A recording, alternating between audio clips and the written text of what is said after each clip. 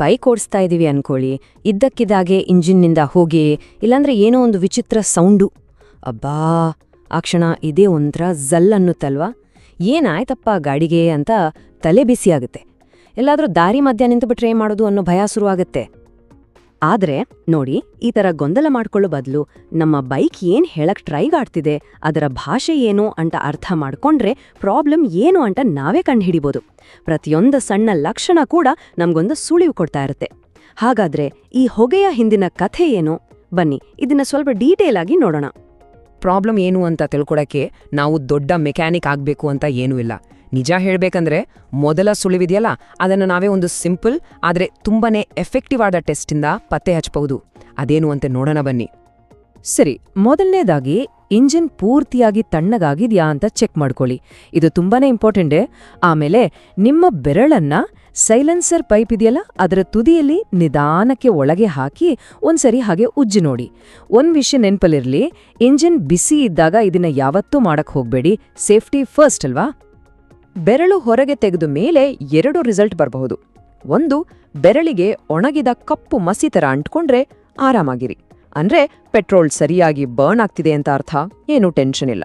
ಆದ್ರೆ ಬೆರಳಿಗೆ ಒದ್ದೆಯಾದ ಜಿಡ್ಡಾದ ಎಣ್ಣೆ ಥರ ಏನಾದರೂ ಸಿಕ್ಕಿದ್ರೆ ಹುಷಾರ್, ಇದು ಇಂಜಿನ್ ಒಳಗಡೆ ಪಿಸ್ಟನ್ನಲ್ಲಿ ಏನೋ ಸಮಸ್ಯೆ ಶುರುವಾಗಿದೆ ಅನ್ನೋದರ ಮೊದಲ ಸಿಗ್ನಲ್ ಆಗಿರಬಹುದು. ಸರಿ, ಈಗ ಸ್ವಲ್ಪ ಸೀರಿಯಸ್ ವಿಷಯಕ್ಕೆ ಬರೋಣ. ಅದೇ ಬಿಳಿ ಹೊಗೆ. ಇದಂತೂ ಎಲ್ಲರಿಗೂ ಭಯ ಹುಟ್ಟಿಸೋ ಲಕ್ಷಣ. ನಿಮ್ಮ ಗಾಡಿಯಲ್ಲಿ ಇದು ಕಾಣಿಸ್ಕೊಂಡ್ರೆ ಅದನ್ನ ಇಗ್ನೋರ್ ಮಾಡೋ ಹಾಗೇ ಇಲ್ಲ, ಯಾಕಂದ್ರೆ ಇದು ದೊಡ್ಡ ಸಮಸ್ಯೆಯ ಸಂಕೇತವಾಗಿರೋ ಚಾನ್ಸಸ್ ಇದೆ. ಈ ಬಿಳಿ ಹೊಗೆಯಲ್ಲೂ 2 ರೀತಿ ಇದೆ ಗೊತ್ತಾ? ಒಂದು, ಬೆಳಗ್ಗೆ ಬೈಕ್ ಸ್ಟಾರ್ಟ್ ಮಾಡಿದಾಗ ಮಾತ್ರ ಬಂದು ಒಂದು 5 ನಿಮಿಷಕ್ಕೆಲ್ಲ ನಿಂತೋಗುತ್ತೆ. ಇದು ಅಷ್ಟೊಂದು ತಲೆ ಕೆಡಿಸ್ಕೊಳ್ಳೋ ವಿಷಯ ಅಲ್ಲ. ಆದ್ರೆ ಇನ್ನೊಂದು ರೀತಿ ಇದೆ. ನೀವು ಬೈಕ್ ಓಡಿಸ್ತಾ ಇರುವಾಗ ಕಂಟಿನ್ಯೂಸ್ ಆಗಿ ಬಿಳಿ ಹೊಗೆ ಬರ್ತಾನೆ ಇದ್ರೆ ಆಗ ಮಾತ್ರ ಪರಿಸ್ಥಿತಿ ನಿಜವಾಗ್ಲೂ ಗಂಭೀರವಾಗಿದೆ ಅಂತ ಅರ್ಥ. ಹೀಗೆ ಕಂಟಿನ್ಯೂಸ್ ಆಗಿ ಬರುವ ಬಿಳಿ ಹೊಗೆಯನ್ನ ಎಕ್ಸ್ಪರ್ಟ್ಸ್ ಒಂದ್ ರೀತಿ ಹೇಳ್ತಾರೆ, ಕೇಳಿದ್ರೆ ಶಾಕ್ ಆಗತ್ತೆ. ಅದು ಇಂಜಿನ್ ತನ್ನ ಸ್ವಂತ ರಕ್ತವನ್ನೇ ಸುಡ್ತಿದೆ ಅಂತಾರಂತೆ. ಅಂದ್ರೇನಪ್ಪ ಅಂದ್ರೆ, ಇಂಜಿನ್ ಆಯಿಲ್ ಇದೆಯಲ್ಲ, ಅದು ಕಂಬಷನ್ ಚೇಂಬರ್ಗೆ ಲೀಕ್ ಆಗಿ ಪೆಟ್ರೋಲ್ ಜೊತೆ ಸೇರಿ ಉರಿತಾ ಇದೆ ಅಂತ. ಇದು ನಿಜಕ್ಕೂ ತುಂಬಾನೇ ಸೀರಿಯಸ್ ಆದ ಸಮಸ್ಯೆ. ಆದ್ರೆ ಇಂಜಿನ್ ಹೆಲ್ತ್ ಅಂದ್ರೆ ಬರೀ ಪಿಸ್ಟನ್ ಮಾತ್ರ ಅಲ್ಲ. ನಿಮ್ಗೆ ಆಶ್ಚರ್ಯ ಆಗ್ಬೋದು, ಬೈಕಿನ ಇನ್ನೊಂದು ಇಂಪಾರ್ಟೆಂಟ್ ಪಾರ್ಟ್ ಅಂದ್ರೆ ಕ್ಲಚ್ ಇದೆಯಲ್ಲ, ಅದನ್ನ ನಾವು ಹೇಗೆ ಯೂಸ್ ಮಾಡ್ತೀವಿ ಅನ್ನೋದು ಕೂಡ ಇಂಜಿನ್ ಮೇಲೆ ಡೈರೆಕ್ಟ್ ಆಗಿ ಎಫೆಕ್ಟ್ ಮಾಡುತ್ತೆ. ಹೌದು, ಅದ್ ಹೇಗೆ ಅಂತ ನೋಡೋಣ ಬನ್ನಿ.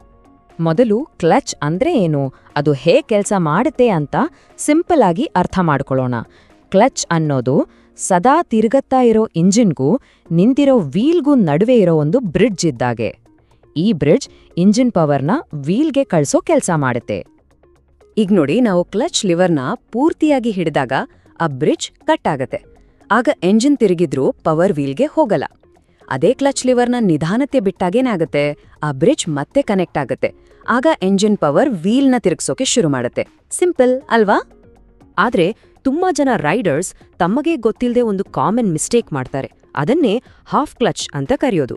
ಇದು ನಮ್ಮ ಅರಿವಿಗೆ ಬರದೆ ನಿಧಾನಕ್ಕೆ ನಮ್ಮ ಬೈಕ್ ಹೆಲ್ತ್ನ ಹಾಳು ಮಾಡ್ತಾ ಇರುತ್ತೆ. ಹಾಗಾದ್ರೆ ಏನಿದು ಹಾಫ್ ಕ್ಲಚ್ ಅಭ್ಯಾಸ? ಅಂದ್ರೆ ಗೇರ್ ಚೇಂಜ್ ಮಾಡ್ತಾ ಇಲ್ಲ, ಆದ್ರೂ ಕ್ಲಚ್ ಲಿವರ್ ಮೇಲೆ ಸುಮ್ನೆ ಬೆರಳಿಟ್ಕೊಂಡು ಓಡಿಸೋದು. ಹೀಗ್ ಮಾಡಿದಾಗ ಏನಾಗುತ್ತೆ ಅಂದ್ರೆ, ಕ್ಲಚ್ ಪ್ಲೇಟ್ಗಳು ಪೂರ್ತಿಯಾಗಿ ಎಂಗೇಜ್ ಆಗಲ್ಲ, ಡಿಸೆಂಗೇಜ್ ಕೂಡ ಆಗಲ್ಲ, ಬದಲಾಗಿ ಒಂದಕ್ಕೊಂದು ಸದಾ ಉಜ್ಜುತ್ತಲೇ ಇರುತ್ತವೆ. ಇದು ಹೇಗಪ್ಪ ಅಂದ್ರೆ, 2 ಸ್ಯಾಂಡ್ ಪೇಪರ್ ತಗೊಂಡು ಒಂದಕ್ಕೊಂದು ತಿಕ್ಕಿದ ಹಾಗೆ. ರಿಸಲ್ಟ್, ಕಾಲಕ್ರಮೇಣ ಆ ಪ್ಲೇಟ್ಗಳು ಸುಟ್ಟೋಗ್ತವೆ. ನೋಡಿ, ಇದು ಸಣ್ಣ ಅಭ್ಯಾಸ ಅನ್ಸ್ಬೋದು, ಆದ್ರೆ ಲಾಂಗ್ ರನ್ನಲ್ಲಿ ಇದು ದೊಡ್ಡ ಖರ್ಚು ತಂದಿಡುತ್ತೆ. ಸೊ ನೆನಪಿಡಬೇಕಾದ ಒಂದು ಗೋಲ್ಡನ್ ರೂಲ್ ಏನಂದ್ರೆ, ಗೇರ್ ಚೇಂಜ್ ಮಾಡುವಾಗ ಮಾತ್ರ ಕ್ಲಚ್ ಬಯಸಿ, ಮಿಕ್ಕಿದ ಟೈಮಲ್ಲಿ ಕೈಯನ್ನ ಅದರಿಂದ ಪೂರ್ತಿಯಾಗಿ ತೆಗೆದುಬಿಡಿ. ಸರಿ, ಈಗ ವಾಪಸ್ ನಮ್ಮ ಬಿಳಿ ಹೊಗೆಯ ಟಾಪಿಕ್ಗೆ ಬರೋಣ. ನಾವು ಮಾಡಿದ ಡಯಾಗ್ನೋಸಿಸ್ ಪ್ರಕಾರ ಇದನ್ನ ಸರಿಪಡಿಸೋಕೆ 2 ಬೇರೆ ಬೇರೆ ದಾರಿಗಳಿವೆ. ಇವೆರಡರ ಬಗ್ಗೆ ತಿಳ್ಕೊಳ್ಳೋದು ತುಂಬಾನೇ ಮುಖ್ಯ. ಇದನ್ನ ಸಿಂಪಲ್ ಆಗಿ ಹೀಗೆ ಅರ್ಥ ಮಾಡ್ಕೊಬಹುದು. ಒಂದ್ವೇಳೆ ಹೊಗೆ ಬರೀ ಬೆಳಗ್ಗೆ ಬಂದು 5 ನಿಮಿಷದಲ್ಲಿ ನಿಂತು ಹೋಗ್ತಿದೆ ಅಂದ್ರೆ ಪ್ರಾಬ್ಲಮ್ ಹೆಚ್ಚಾಗಿ ವಾಲ್ವ್ ಸೀಲ್ಸ್ನಲ್ಲಿ ಇರುತ್ತೆ. ಇದಕ್ಕೆ ಹೆಡ್ ವರ್ಕ್ ಅಂತ ಮಾಡ್ತಾರೆ. ಇದು ಸ್ವಲ್ಪ ಕಡಿಮೆ ಖರ್ಚಿನ ಕೆಲಸ. ಆದ್ರೆ ಗಾಡಿ ಓಡಿಸುವಾಗ ಕಂಟಿನ್ಯೂಸ್ ಆಗಿ ಹೊಗೆ ಬರ್ತಾನೆ ಇದ್ರೆ ಪಿಸ್ಟನ್ ಹೋಗಿದೆ ಅಂತಾನೆ ಅರ್ಥ. ಆಗ ಹಾಫ್ ಎಂಜಿನ್ ಕಿಟ್ ಹಾಕ್ಸ್ಬೇಕಾಗತ್ತೆ. ಇದು ಖಂಡಿತವಾಗಿಯೂ ಹೆಚ್ಚು ಖರ್ಚಿನ ಕೆಲಸ. ನೋಡಿ, ಈ ವ್ಯತ್ಯಾಸ ಗೊತ್ತಿದ್ರೆ ಮೆಕ್ಯಾನಿಕ್ ಹತ್ರ ಮಾತಾಡೋವಾಗ ನಮ್ಗೊಂದು ಕ್ಲಾರಿಟಿ ಇರುತ್ತಲ್ವಾ. ಹಾಗಾದ್ರೆ ಕೊನೆಗೊಂದು ಪ್ರಶ್ನೆ, ಇಂಜಿನ್ನಲ್ಲಿ ಬರೋ ಈ ಪ್ರಾಬ್ಲಮ್ ಅನ್ನೋದು ಕೇವಲ ಒಂದು ಮೆಕ್ಯಾನಿಕಲ್ ಫೇಲ್ಯೂರಾ ಅಥವಾ ನನ್ನನ್ನ ಸರಿಯಾಗಿ ನೋಡ್ಕೊಳ್ಳಿ ಅಂತ ನಮ್ಮ ಬೈಕ್ ನಮ್ಗೆ ಕೊಡ್ತಾ ಇರೋ ಒಂದು ವಾರ್ನಿಂಗ್ ಸಿಗ್ನಲಾ, ಒಂದು ಫೈನಲ್ ವಾರ್ನಿಂಗ್ ಅಂತಾನೂ ಹೇಳ್ಬೋದಾ? ಇದ್ರ ಬಗ್ಗೆ ಖಂಡಿತ ಯೋಚನೆ ಮಾಡಿ.